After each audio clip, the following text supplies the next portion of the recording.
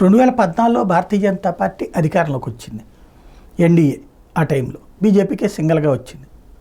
ఆ టైంలో యోగి ఆదిత్యనాథ్ ఎంపీ, తన గోరఖ్నాథ్ ప్రాంతానికి సంబంధించినటువంటి ఎంపీ. ఆ తర్వాత తన ముఖ్యమంత్రి 2016లో ఎలక్షన్ జరిగినప్పుడు భారతీయ జనతా పార్టీ ఘన విజయం సాధించడం.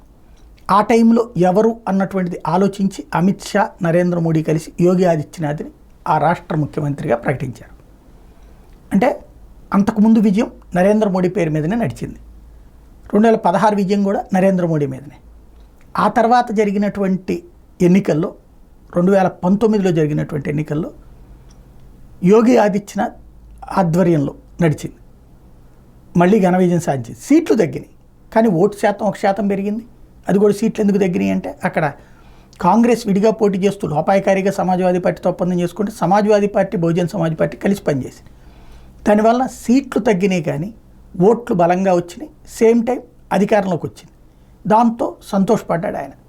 అందుకని ఎంపీగా దిగి వెళ్ళేటప్పుడు కంటతడి పెట్టాడు. అప్పుడు ఏంటది, తనని తన రాష్ట్రంలో ఎలా అవమానించారు, సమాజ్వాదీ పార్టీ ఎట్లా హింసించింది అన్నటువంటి పాయింట్ని చెప్తూ సరైన సమాధానం చెప్తాను ఒక రోజున అన్నటువంటి పాయింట్ చెప్పుకొచ్చారు. ఆయన ముఖ్యమంత్రి అయ్యాడు. ఆ తర్వాత నడిచింది. 2 సార్లు సమాజ్వాదీ పార్టీ అధికారంలోకి రాకుండా పోయింది.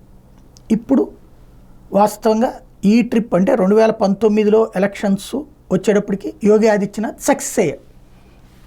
ఎక్కువ పార్లమెంటు స్థానాలు తెప్పించి 65 పార్లమెంటు స్థానాల దాకా తెప్పించాడు. తర్వాత జరిగిన అసెంబ్లీ ఎన్నికల్లో 21లో జరిగిన అసెంబ్లీ ఎన్నికల్లో ఉత్తరప్రదేశ్లో విజయం సాధించడం, ఎక్కువ ఓట్లు రావడంతో సంతోషపడ్డాడు. ఈ ట్రిప్పు భారతీయ జనతా పార్టీ సింగిల్గా అధికారంలోకి రాకపోవడానికి కారణం ఉత్తరప్రదేశ్ అయ్యింది. ఉత్తరప్రదేశ్లో తగ్గినటువంటి సీట్లే అయ్యింది. అందుకని నరేంద్ర మోడీని ఎన్డీఏ బలపరిచేటటువంటి సందర్భంలో జరిగినటువంటి ముఖ్యమంత్రులు వీళ్ళందరూ పిలిచినటువంటి సందర్భంలో యోగి ఆదిత్యనాథ్ కంట తడి అందరికీ కనిపించింది. అందుకని నెటిజన్లు ఆయన్ని అంటే తను చేయాల్సిందంతా చేస్తూ ఇబ్బంది పడుతున్నాడు అన్నటువంటి ఉద్దేశంతో ఈ ఫోటోతో యోగి కంట తడి పెట్టినటువంటి సందర్భం అన్నటువంటిది గుర్తు చేసుకుంటున్నారు.